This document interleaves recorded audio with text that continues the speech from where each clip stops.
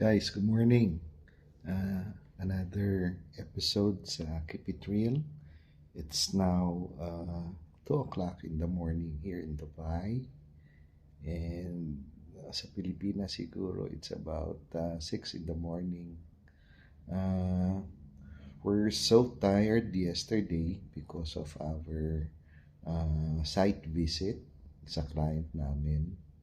And really enjoyed going around the city of Dubai.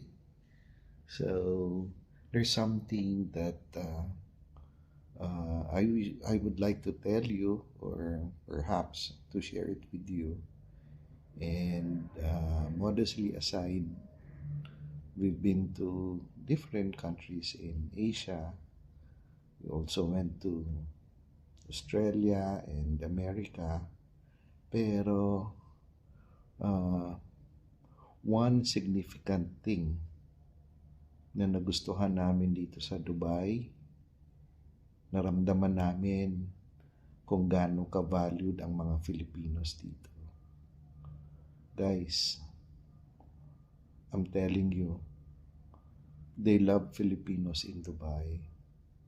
And sa mga kwento ng mga kababayan natin, naramdaman ko kung gaano sila karespeto dito.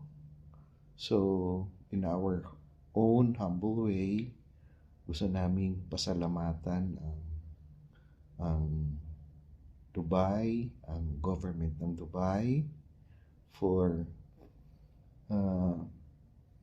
giving us value. Thank you for appreciating the Filipino itself here in Dubai. So gusto namin ibalik sa inyo yung respeto, yung tiwala nyo sa mga kababayan namin. So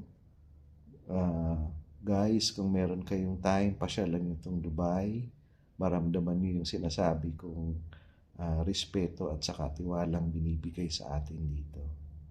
Alright? So guys, maraming salamat ulit for watching. Tinitignan ko yung background. Ang liwanag, ang ganda ng Dubai. Halika, ipakita ko sa inyo kahit sandali lang.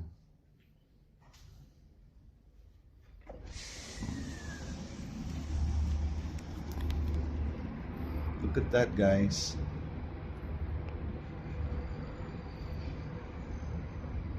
Sobrang ganda. Wala silang problema sa kuryente.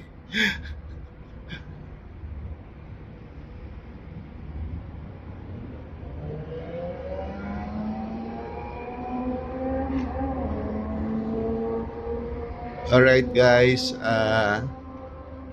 See you on my next episode. Ingat kayong lahat dyan.